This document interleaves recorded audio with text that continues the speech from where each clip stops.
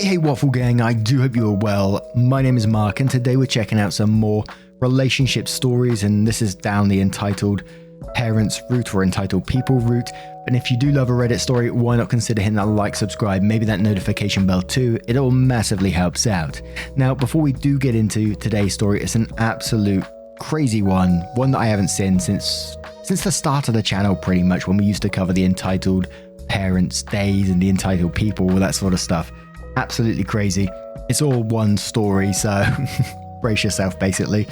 And from what I've heard, a lot of people have covered this one, but I've had a few people send me this one in the past as well.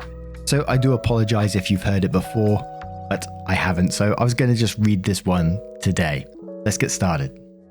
Now, this first story comes from Acer1, spelled ACCER1, might be Acker1, entitled Aunt Claims Adult Child Has to Obey Her Because It's the Law. Another post about a parent volunteering their adult child reminded me of this. It happened to my cousin, but I was there for the majority of the story. I remember it so clearly for a couple of reasons, in addition to just having a good memory. It was the first trip after my father had died, and it was, sadly, the last trip I took with my mother. She died less than a year later. My aunt was always playing the big shot of solving people's problems, but using my cousin as the actual person to take on the problem. Always for free. If someone insisted on paying, entitled aunt kept the money. Need a babysitter? A ride? House clean? As far as my aunt was concerned, the only reason Emily existed was to cater to her. Emily was her ultimate trophy. EA was entitled long before it became a huge thing. The cast of the story. Haven't seen one of those in a while. EA entitled Aunt, Emily, the cousin, Mike, Emily's boyfriend, me, Acer, PO1, Police Officer 1, oh dearie me, PO2, Police Officer 2, and Judge is the judge. My aunt has always been entitled. It's her personality type. My mother couldn't stand her little sister, so we tried to avoid her, while still maintaining contact with her husband and child. My uncle, their brother, lived further south in the States, so we always tried to avoid entitled aunt, knowing when we were visiting. On this trip, I was staying with my cousin for a couple of weeks in the summer, and we were going to do the tourist things. EA thought that the university not being in session meant that cousin was slave labor. One day, Emily decided that enough was enough. She was supposed to run errands for a friend of entitled aunt and had told her mother she had plans. Her mother, as usual, acted as though Emily had agreed and expected her to comply. Emily just didn't run the errand for the friend as demanded. It was that simple. My mother and I had arrived about 10 minutes before the phone rang.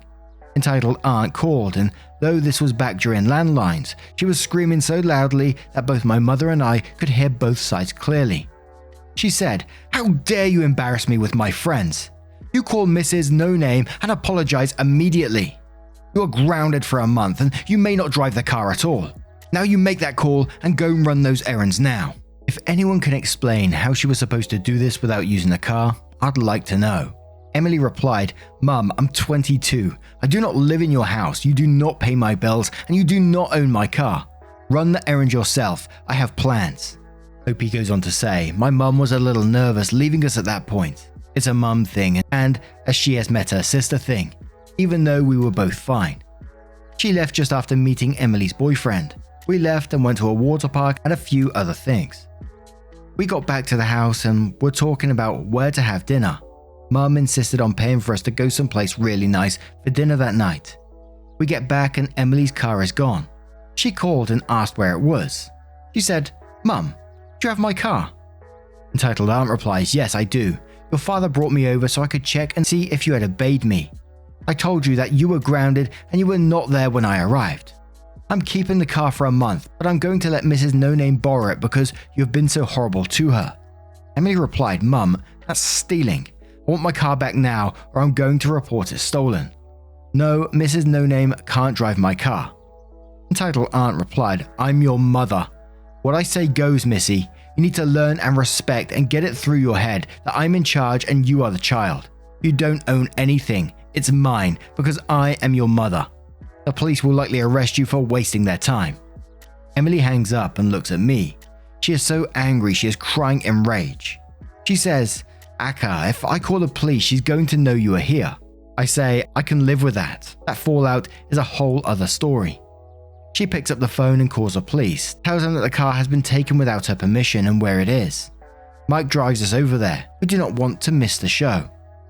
A police officer knocks on the door and entitled Aunt answers. She says, hello officers, do you need something? To which the officer replies, Mom, the vehicle in the drive matches the description and location of a vehicle reported stolen. She replies, it's my car. I took it from my daughter because she is grounded from using it for being disobedient and disrespectful. The second police officer says, I see, may we have a word with her please? Entitled Aunt is looking very smug and says she doesn't live here. To which police officer says, who had noticed us across the street, you three, come on over here please. The officer asks, did one of you call us?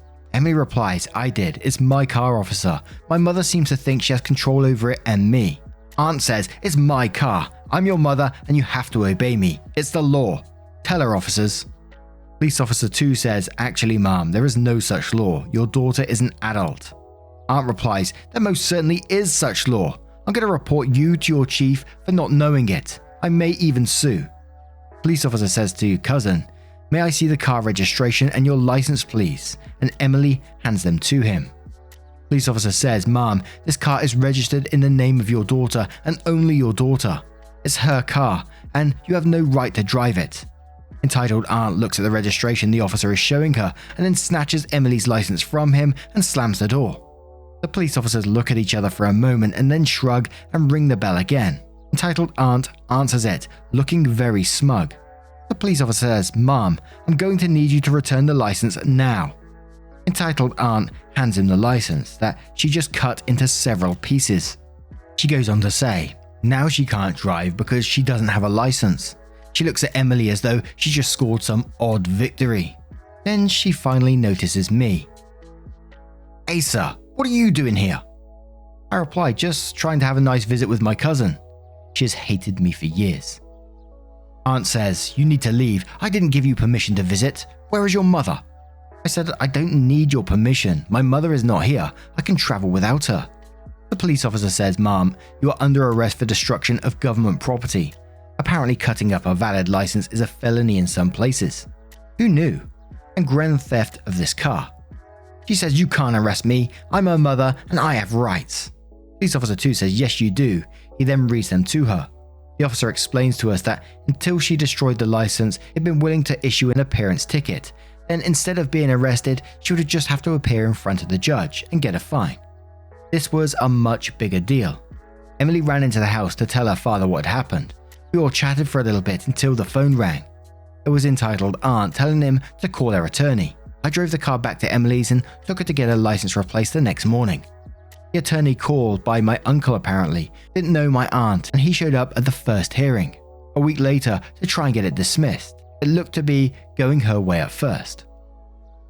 Her attorney says, Your Honor, this is a family matter. It's a simple case of mother disciplining her child and the child calling the police because her mother grounded her from using the car. The judge said so she got mad and called the police and she, not knowing it was a crime to destroy the license, did so. Attorney says, yes, Your Honor, that's pretty much it. Judge says, Prosecutor, do you have nothing better to do today? Prosecutor says, no, Your Honor, I don't. I consider it rather important. When a 22-year-old woman has a car stolen, it doesn't matter who stole it. She has just as much of a right to justice as someone who has their car stolen by a stranger. The judge says 22. The victim is 22. The prosecutor says, yes, Your Honor, the victim is a 22-year-old woman who is the sole owner of the vehicle in question. Her mother became enraged at her daughter. She then went to her daughter's home, stole her car, and later destroyed her license. Attorney says, Your Honor, I was not aware of the age or living situation of the victim. I was under the impression that the child was a minor who resides with her parents.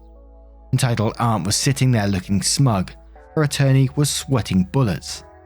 The judge says, Aunt, do you realize that these are very serious charges and if convicted, you face up to 8 years in prison? She says, for what? I have the right to discipline my child as I see fit. She disobeyed me. She will think twice before doing it again. The judge says, no, you don't. You have the right to discipline your child within the confines of the law. You have stepped outside that parameter. You stole your daughter's car. She says, I'm her mother. It's my right. It isn't really theft because she is my child and her property belongs to me by law. The judge says, "Where did you get your law degree?" She says, "I don't have one." Judge goes on to say, "Then let me be the first to explain to you that your child is a legal adult. Period. You have no right to anything of hers without her express consent. Period. You may not take her car without her permission. Period. You may not enter her home without permission. Period. Do you understand that?" She replies, "You don't know what you are talking about. I'm her mother. That gives me the right. I'm in charge." Judge replies, "No, ma'am. I'm in charge. This case will be held over for trial." I went home a week later. Aunt eventually took a plea deal where she had 2 years probation and had to take parenting classes. The parenting classes were Mike's idea and the prosecutor thought it was great. We laughed hysterically over that because my cousin is an only child. Lol. Emily and Mike married a year later and moved the hell away from there. This took place about 30 years ago. Aunt maintained for the rest of her life that the judges, there were 5 for different status hearings, didn't know what the hell they were doing, and she was right. And Opie has several posts about this crazy aunt, so we're going to go straight into another one which was titled "Crazy Aunt Tries to Have Me Arrested for Murder, Victim Objects." Edit to add, it starts off with, "This all took place around 30 years ago. It's all long buried along with the crazy aunt. If you watch television shows from the 70s and 80s, you will notice odd things. People smoking at work, on planes, even in hospitals. Telephones have cords. At a police station, there are no computers on the desk and everyone is smoking. Things have changed a lot since then. That includes mental health standards and police procedures. Please keep that in mind. Caller ID had not been invented. There were no mass market mobile phones, and the ones that existed were for the filthy rich and had limited use due to technology. It typically took a week to get your photos back, and there were no selfies. Wearing a seatbelt was optional, as were child safety seats. Car windows had to be manually rolled down. It was a different world. These events happened a long time ago. I'm renaming Entitled Aunt to CA for Crazy Aunt, as per the request of so many who are getting confused by EA. If you don't want to read the original story, my crazy aunt steals the car belonging to her daughter and gets arrested for that and destroying her driving license. Aunt posted a $500 US bond and had to appear in the court the following week for the first hearing as her attorney was going to attempt to get it dismissed. Just to clarify, the attorney in question spoke only to my aunt and had only her version of the events. In spite of what you might see on the television, that is generally how it works. Most attorneys don't investigate matters themselves and go off on what their client says and any official documentation provided by the opposition, in this case the state. Anyway, this is what happened starting the day after that arrest and leading up to that hearing. To say that hell broke loose the next day is putting it mildly.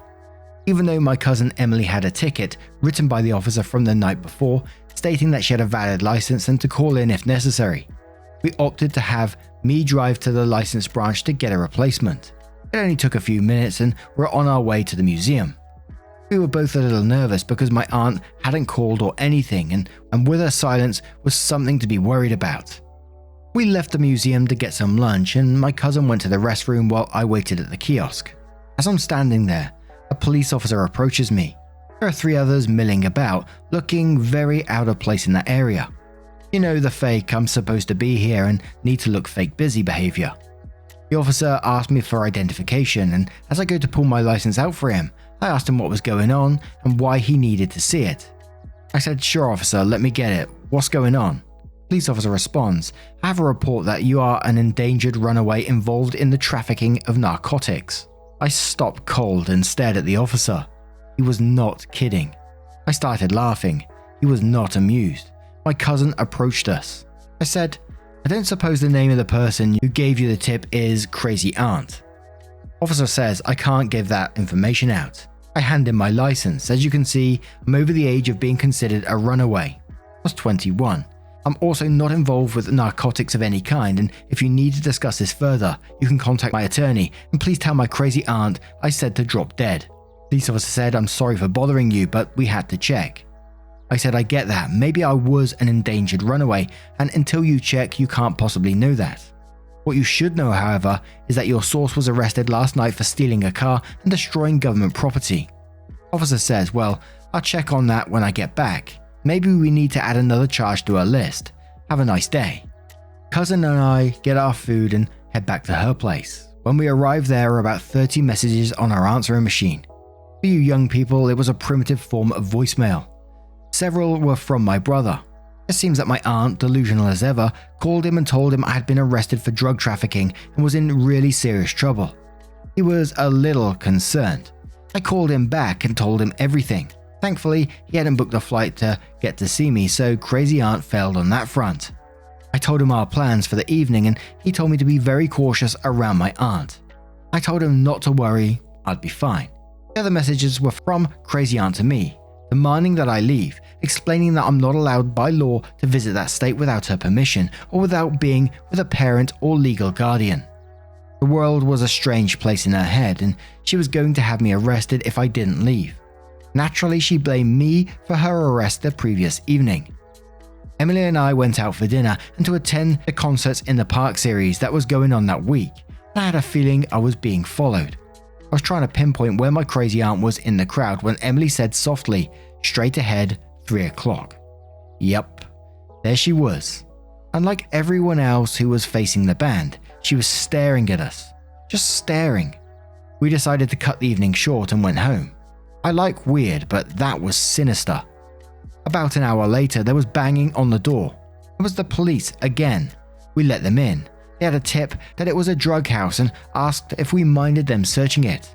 Of course we minded. We asked if they had a warrant and suddenly my crazy aunt appears. Police officer says, Mom, you can't be here right now.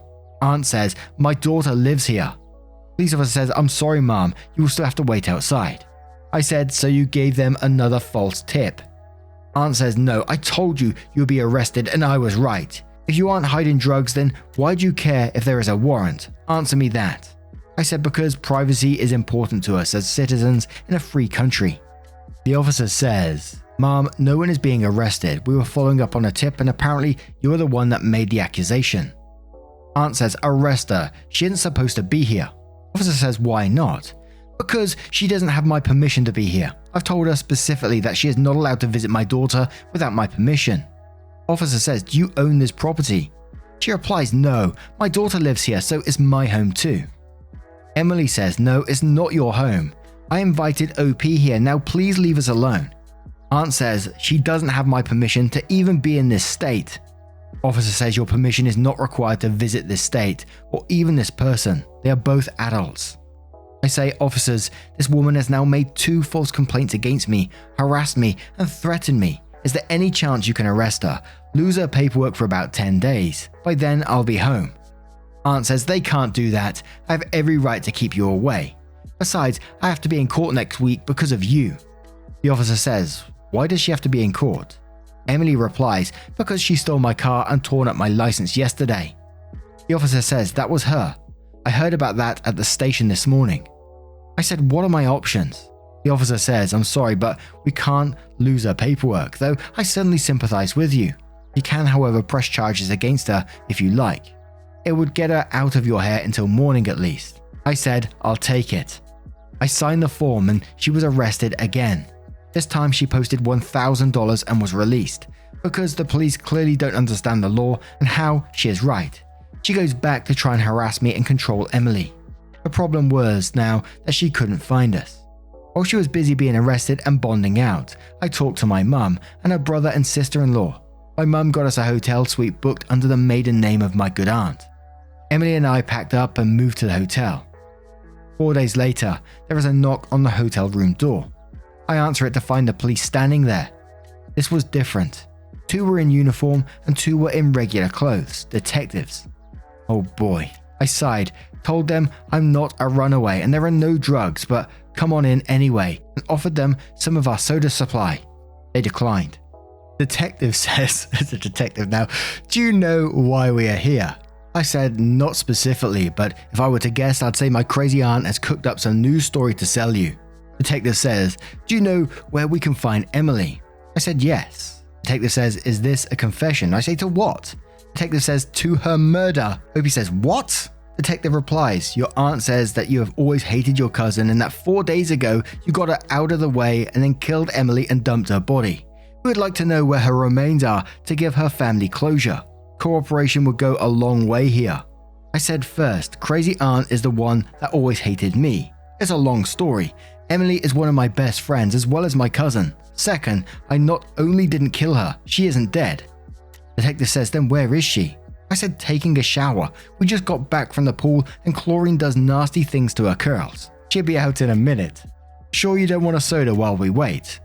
One officer had moved to the bathroom door and could hear someone in there. He nodded at the detective. The police officer says, do you have any weapons in here? I said, just the knife by the sink. I handed them each a Coke and took one myself. I yelled into the bathroom, hurry up, we have company. Emily squealed, Mikey! I knew she'd hurry up now. I returned to my seat. There was another knock on the door. This time it was Mike. He came in, grabbed a soda, sat down and looked at the police. He nods to the two plainclothes cops and says, detectives? They nodded. Mike says, so what is she claiming you did this time? I said murder. Mike says, cool. Who'd you kill? I said Emily. Mike says, damn, I was gonna marry that girl. To which OP replies, you do, and crazy aunt becomes your mother-in-law. Mike says, I don't plan on returning from the honeymoon. She'll never find us. OP says, I thought that when we left M's place and decided to stay here. Yet, here we are. Mike says, fair point. How did they find you? OP replies, good question. The detective says, we had your information and we called your home. Your father initially refused to tell us where you were and insisted on calling the precinct directly to make sure it was really the police. Smart man. Then he told us where you were. He would like you to call him when we are done here. I picked up the phone and called my brother. I let him know that everything was fine and that I'd call back later with more details. Emily comes out of the bathroom and rushes to see Mike. It takes a second for her to notice the police. Emily says, oh, good grief. What is she claiming you did this time? I said murder. Emily says, wow. She's pulling out all the stops here. Who'd she say you killed? Kennedy? OP replies, you. Emily says, me. But I'm not dead. Detective says, may we see some identification? Emily handed it to him and we gave him the whole story. The officers just shook their heads. The detective says, we will let her know that you are alive and that you will contact her when you see fit. We will not disclose your location to her. OP says, so she gets away with more harassment. Detective says, I'm afraid so. The reality is that we can't prove that there was malicious intent here, even though there was. When neither she or anyone else that knows Emily had seen or heard from her in days, she can make the case that she reasonably concluded that Emily was in danger. You were the last person known to be with her, so you are the logical starting point. OP says, well, thanks for not coming in with guns blazing. Detective says, we only do that on television. Randomly shooting up hotel rooms creates a lot of paperwork and we hate paperwork. Try and enjoy the rest of your visit here. OP says, oh, I will. She goes to court in a few days for car theft and I wouldn't miss that for anything. OP's saga continues, which says the incredibly long history of the crazy entitled aunt. The two things most people wanted to know from my initial post is what the fallout from my visit was and why my crazy aunt always hated me. This is about why she always hated me. You can read the first post here. OP then linked her first post and says, TLDR, this gives the history of me and crazy aunt. It's stupidly long, so I understand if no one wants to slog through it. Crazy aunt hated me because I'm the living, breathing persona of what she always wanted but could never be. That's it in a nutshell. To be fair, she also hated my brothers, but not as much. She hates my oldest brother because he's a clone of our father. They look like twins born 30 years apart. My younger brother she hated because he's 6'3", Nordic looking blonde, and didn't take her crap but did it in a dismissive manner. As though she was a fly he was swatting away. For years I actually thought my sister-in-law was my sister. How was I supposed to know? There was a girl about the age of my brothers living in the house and calling our parents mum and dad. Crazy aunt hated her because not only would she not take any crap, but she would shove it down your throat until you choked on it. I should probably point out that my brothers are 18 and 20 years older than I am. The oldest one married at 18 and went into the military. His wife stayed with us often to get a university education. The key here is that she hates anyone who dares challenge her. My mother was one of 7 children, not unusual back in the pre-birth control days, and was 3 years older than crazy aunt. Good uncle is 2 years younger than crazy aunt. By the time I enter the picture, the other siblings had moved away and largely written crazy aunt off and out of their lives. The shortest version of this goes back to when crazy aunt was a very little girl and had this image of herself and what she would become. She also thought that she should have been named Emily. Yeah, that gave everyone pause when she tacked that name onto her newborn daughter. Understand, Aunt was born in the 1930s. She still expected to be tall, thin, blonde and brilliant. She would have fit in well with Hitler. Instead, she was short, 4'11", had dark hair and it was quite beautiful. My mum and older aunt had it as well. A tendency to gain weight in the middle and was just average in intelligence. She also lacked the ambition necessary to accomplish the lofty goals she had in mind. But then it was just supposed to happen and she wasn't supposed to actually have to work for it. When she didn't study for a test and received a bad grade, she threw a fit because she was always supposed to get top marks without doing anything for them. She was practicing manifesting abundance decades before The Secret. The smartest person in the world who lacks ambition will not do as well as an average person with a lot of ambition. She never learned that. She had what we in this sub would call typical entitled kid syndrome, but there was nothing external feeding it. No one gave in to her demands and she still got worse over time. She had this idea in her head of how things were supposed to be, but the rest of the world wasn't cooperating. She was so impossible to live with that her first husband, Emily's biological father, finally had to leave. No one in her family blamed him at all. Luckily, she met a docile man that made Emily a great father. That poor sucker married her mostly, I think, to help Emily.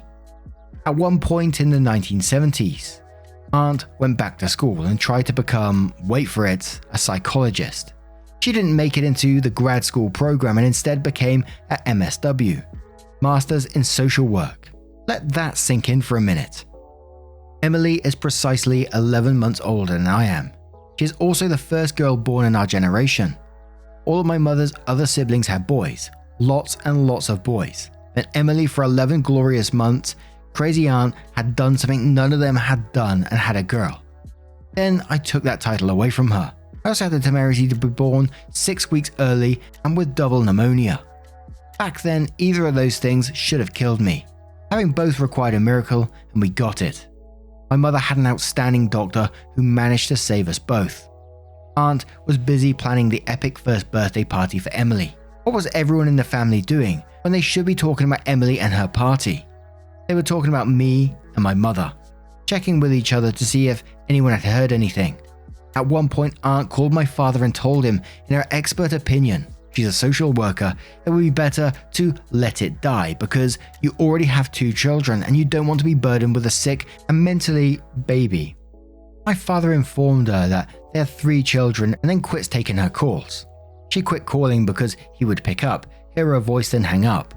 My brother and sister-in-law, married to her other brother who was in the military, did the same thing. For you young people, back in the day you often had to pay for each call you made from your landline and those calls were recorded each month on your bill. Local calls were charged at different rate and then long distance. Long distance was anything outside of your zone. Many places also charged a per minute fee as well. A common television trope was dad screaming about the phone bill. The Brady Bunch even put in a payphone in one episode. This was a big deal. Trust me, there were only one bizarre lasting impact on me from my birth. A heightened sensitivity to sweets. For that reason, I didn't generally like things with sugar. This plays in later. The other lasting impact, not really an issue, was a propensity to develop asthma. If I were to one day take up smoking, so I didn't. Aunt rarely visited because she was a 2-pack-a-day smoker and no one was allowed to smoke in our home. It really wouldn't have been an issue, no more than I would be exposed, but it kept her away, so we went with it. I saw aunts only sporadically during my early childhood, mostly at family gatherings when we were in the US. The thing I remember most about them is never being left alone. No matter when I looked up, my father's brother's mother or sister-in-law was there. They never left me alone because the first visit we had that I can remember, she freaked out my brother. He describes the way she looked at me and then at Emily was as though she wanted to peel off my skin and switch it with Emily. Most of her comments revolved around how I was too thin, too pale, and too short. She was always trying to get me to eat candy. I never would. Not just because I didn't like it, but because my mother told me to never eat or drink anything she gave me. She said I was spoiled. When discussing this sub with Louis yesterday, he told me they had nightmares for years where she showed up for a visit and was wearing my skin. So yeah, she creeped him out. Due to my father's job, we moved nations quite a bit. One of those took us to Japan when I was 4. I was bored at home, so my mother let me start school early. By the time we left, 4 years later, I was ready for the American equivalent of junior high school, 7th and 8th grades. In Japan, they wanted students to be with their academic peers and ignored the ages. It was not unusual to find a mix of ages in the classroom, something not practiced much in the US. While I was in Japan, being skipped grades, Crazy Aunt was in her town, not taking Emily to kindergarten. Back then, it was generally for a half day, and it interfered with her day to cut it up like that. Her plan was to just start Emily in 1st grade the following year. The problem was that when she went to register Emily, they wouldn't take her based on her age alone. She had to be tested in the basics. She failed, so they put her into kindergarten. Crazy Aunt was furious at their stupidity because Emily was brilliant. The fault here was not with Emily or her intelligence. It had to do with her never being exposed to necessary material. She couldn't even sing the alphabet song or tie her shoes. She was just supposed to know these things, somehow. Well, Aunt couldn't be bothered, so Stepdaddy worked with her and took over school duties. She did great then, but was a year behind her age peers. They had a gifted program that started in the 3rd grade. Aunt insisted Emily to be put into it. The school said no because it was more than she could handle. Aunt threw such a fit that the school caved. Emily failed and had to repeat the 3rd grade. She was humiliated and due to her mother's antics became withdrawn. She never wanted to do anything because she was afraid of her mother getting involved. She always considered me safe because I already knew about her mother and liked her anyway. In a normal family, none of this would matter. Hell, it didn't matter in my family. It didn't matter to Crazy Aunt. Partly it was because she didn't get her way. Part of it was because in our absence, she had launched a one-woman propaganda machine to promote Emily and claim the real reason my parents had left the country was because of my mental defects. By this time, the only people in the family that spoke to her for more than a death notification were 2 elderly great aunts who thought that Crazy Aunt was a hoot. My mother and their younger brother, everyone in the family knew what she was like. So really it didn't matter, but it did. So much so that no one ever mentioned me and academics ever. It was best for everyone if she believed that Emily was the smartest kid ever. The next time we saw her, I was 12. Crazy Aunt went on and on about how gifted Emily was and how she was the top student and so popular, blah blah blah. It sounded like a press release. Emily just smiled and nodded. When she finished with that, she broke into a litany of how short and thin and pale I was. She told my parents that, in her expert opinion, did I mention that she's a social worker, I exhibited all the signs of anorexia and bulimia. They were getting traction in the news at the time. I never had either, never saw the point. We all just smiled and nodded. It was a short visit. One of the great aunts had died, so we went for the funeral. Aunt had a habit of showing up for a visit. She wouldn't call, she would just appear at the house and stay a few days. This was one of the big reasons her siblings moved and didn't give her the address. She was the kind of person who would wake up in the morning, be bored and just decide to drive across the country to visit someone. One day she decided to visit us. She had a plan. My parents were diagnosed with different forms of cancer, 3 weeks apart. The prognosis was grim, maybe a year. I was 15. I was in my junior year at the local university. I took a ton of CLEP tests to avoid the first 2 years of generals. I was still legally a minor. My parents had me emancipated, bought me a car, and paid off the house. I would have enough money to support myself until I was legally able to support myself. No matter how smart you are or how many degrees you get, child labor laws still apply. Besides, I had a serious truancy problem. Technically, I wasn't in school. Universities didn't count, so I needed the legal protections and the emancipation would give me until I was old enough to drop out of high school. I actually still had to do that, it's a bizarre story for another time. The younger of my 2 brothers, Louis, was divorced and had custody of his girls. They live close to us. I was set to be okay as a 15-year-old can be faced with the prospect of losing both her parents within the next few months. Financially, I was fine. Logistically, I was fine. Emotionally, I was a wreck, desperately trying to hold it together. I remember the day so well because it was a miserable day all around. It was mid-August. By 7 a.m, it was 90 degrees. It was extremely humid. I had gone to register for my 4 classes and pick up my books. Anyone who attended a major university in the late 80s and early 90s probably remembers the nightmare that was registration and book buying. It was hours of waiting in lines only to be told classes were full or cancelled, spending hundreds on a single textbook that you'd probably never use and certainly never be able to sell. Add to that the problems with traffic and parking, and I was not in a good mood when I got home and carted all that crap into my room. I was hot, sweaty and tired. I wanted a shower, some food and the air conditioning set to popsicle. I took a quick shower and redressed. When I opened my bedroom door, my young niece was sitting there looking irritated. She was fine and irritation was unusual for her. Mostly it involved her 3-year-old sister. I said, "Hey Nikki, what did Annie do?" Nikki said nothing. "Then why do you look irritated?" Nikki replies, "Grammy wants you in the kitchen. There are strange people there. I don't like the lady." I said, "Why not?" Nikki replied, "I don't know, I just don't. Grammy doesn't either. She's using her too nice voice." I said, "Who is it?" She replies, "She says her name is Crazy Aunt." I said, "Crap." Nikki says, "Now you look like I feel. Can I stay in here?" I said, "Yes, keep your sister in here with you. If you leave, I want you and your sister to stay where I can see you." Nikki said, "Okay." I went out and sure enough I see Emily and the back of Crazy Aunt's head. Crazy Aunt turns and her jaw drops. Like my brothers, I waited until I was 13 to start growing. I ended up at 5'10". Growing pains are a real thing, by the way. My father is looking highly amused. I was and am still thin and pale, long blonde hair. Like my father, his ancestors were from Northern Europe. Mum says, "How was the registration?" I said, "About like I expected. I got everything I needed and most of what I wanted." Aunt said, "Were you registering for school today? Seems a bit early. Did Louis take you?" I said, "Yes, and it's not really early. I drove my car. What brings you here?" Aunt says, "Well, I heard about your parents and I came up with a perfect solution. You're too young to drive." I said, "You discovered a cure for all forms of cancer. Awesome. I have a license."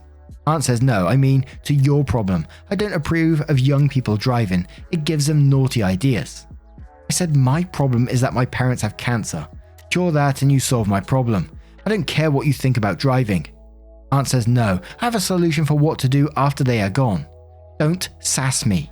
I say, "So you can't cure cancer, but you can resurrect the dead. I was going to nominate you for a Nobel. Instead, I'll call the Vatican. Don't tell me how to behave." Aunt says, "Don't flip with adults. Your mother raised you better than that." Dad said, "I helped."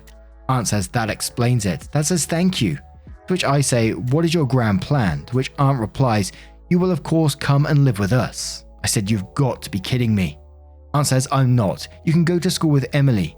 You'll probably not be in classes as advanced, but I'm sure you will do fine." I said, "No." Aunt says this matter has been decided and the adults will make the decision. I said, "For starters, I have an older brother who I could live with if that were a problem. 2 of them actually. I also have a house to live in and a car. I have plenty of money and I'm not going anywhere. If I were going to live with an aunt and uncle, it would be good aunt and uncle who already made the offer. By the way, I'm legally an adult. Most importantly, your opinion on this matter doesn't count." Aunt says, "No you aren't. You are a year younger than Emily. I will sell the car. I don't believe in allowing children to drive. I'm the adult here." I said, "I was emancipated. The car is in my name, so you can't sell it. My parents are also adults, as am I. You are not part of this. Stay out of it." Aunt says, "Yes I can. I'm the adult in charge of you." Dad says, "We aren't dead yet." Mum says, "You have our answer." To which I say, "You will never be in charge of me. You cannot control me. I'm not Emily." Nikki says, "If she's going to live with anyone, it would be me. She's mine." She's always claimed ownership of me. Told her sister to get her own aunt. Aunt says, "We have better schools and you will even be able to go to Name University if you can get in." I say, "I go to different name now." Aunt says, "You're 15.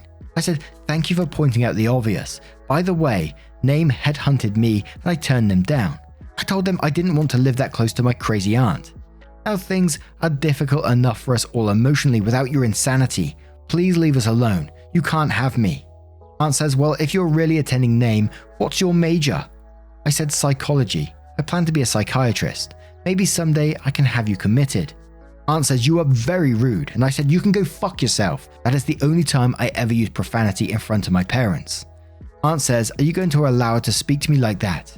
Dad says, when she says something we disagree with, we will let her know. Mum says, you made the offer and we appreciate your concern, but the matter has been well handled. We are confident that everything will work out just fine. They stayed for 3 days and I don't think I spoke another word to her after that.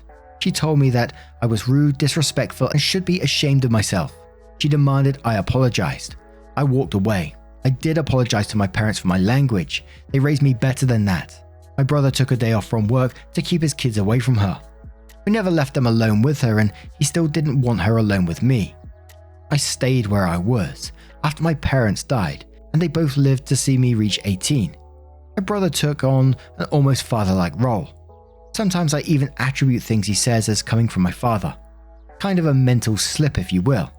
The really funny thing is that he sometimes forgets and refers to me as the sister to one of his daughters.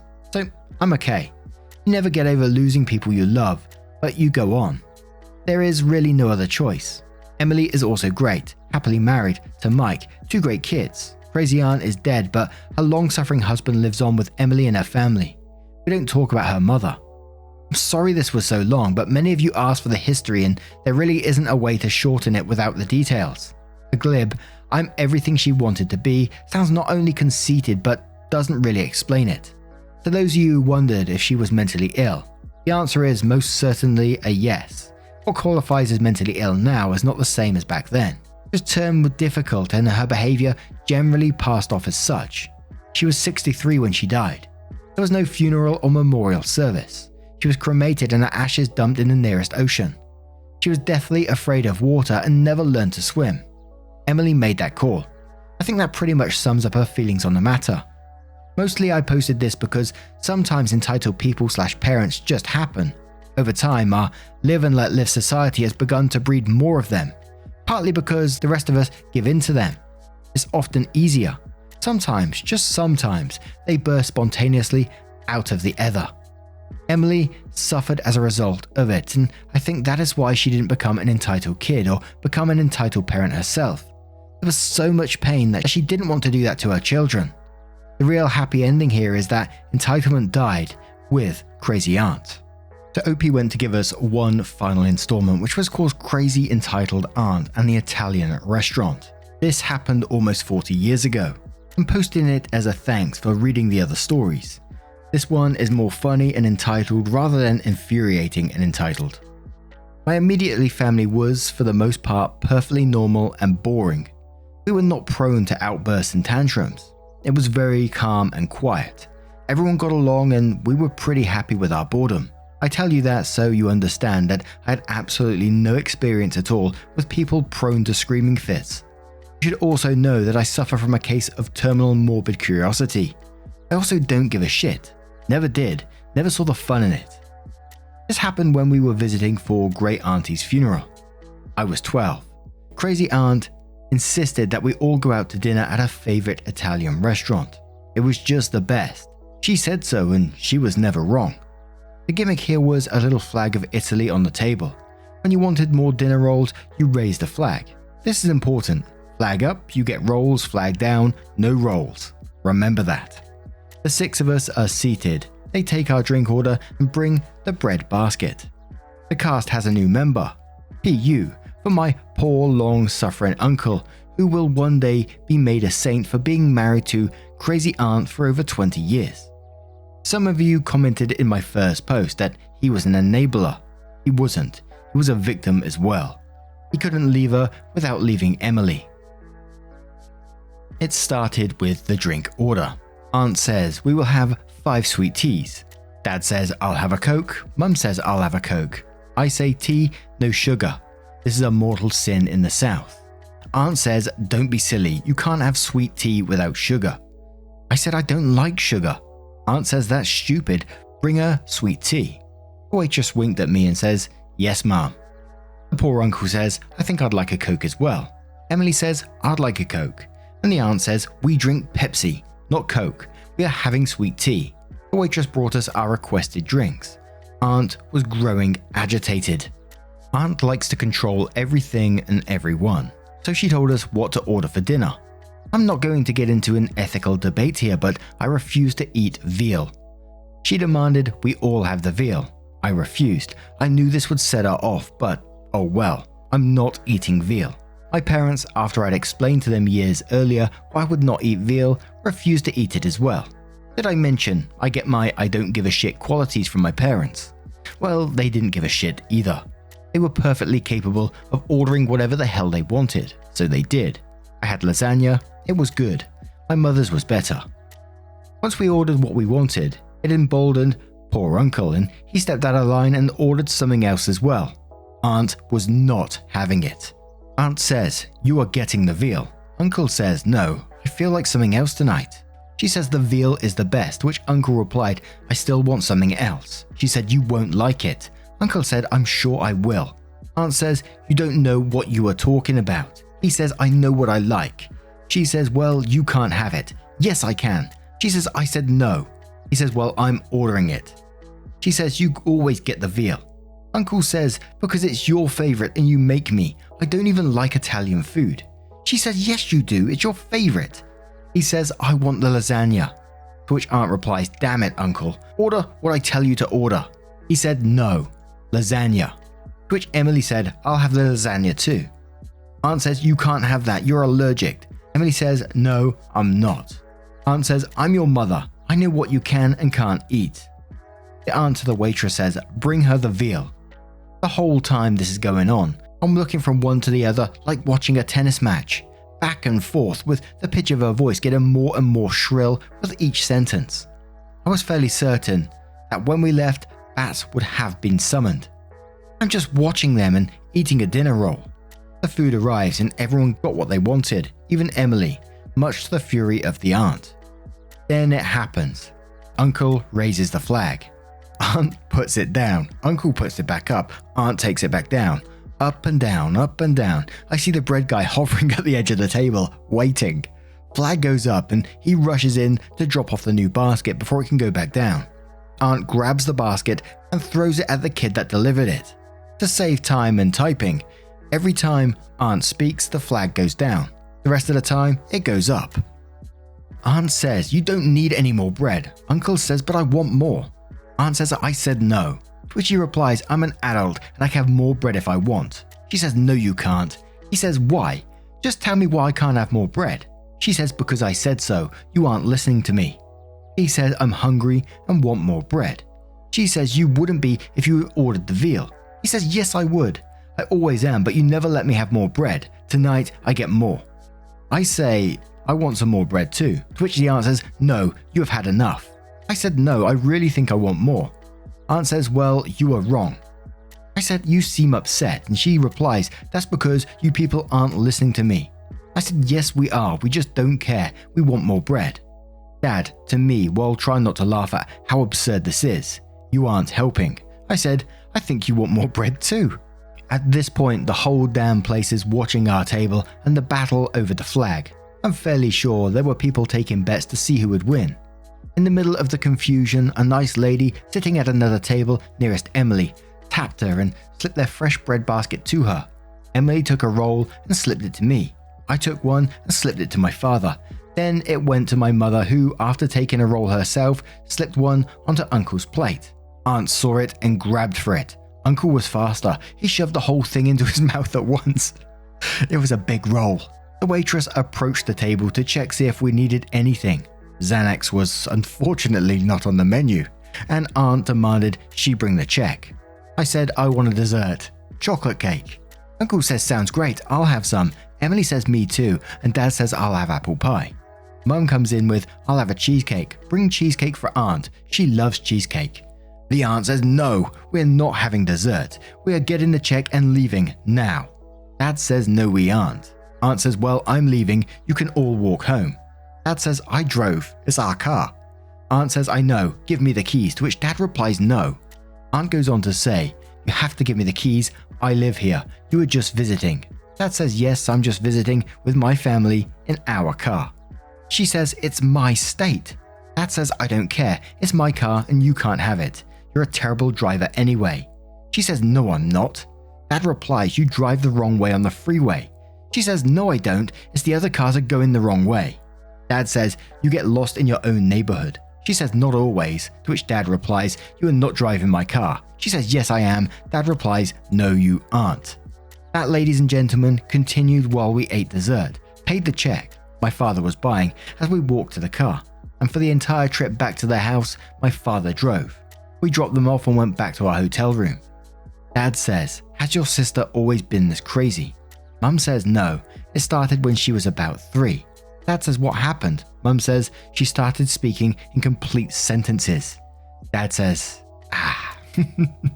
And that ends the crazy saga of OP's aunt, and that is an absolute wild one which I haven't seen since when we first started cover, the initial when the channel started, r/entitled parents and entitled people, they were always along this level of absolute craziness. But what do you guys make of this one? If you've made it this far, let us know your thoughts down in the comments below, and just a huge thank you for spending your time with me today. Getting involved in the stories, your love, support and time always means the absolute world, and hopefully we'll see you in the next one. Take care and much love. Wake up, get up, stretch my legs, eat some breakfast, milk and eggs, brush my teeth up, wash my face, throw my clothes on, start my day. Wake up, I can smell the smoke from the bacon. Let's go, see the sun shining from the windows. Okay, I know that today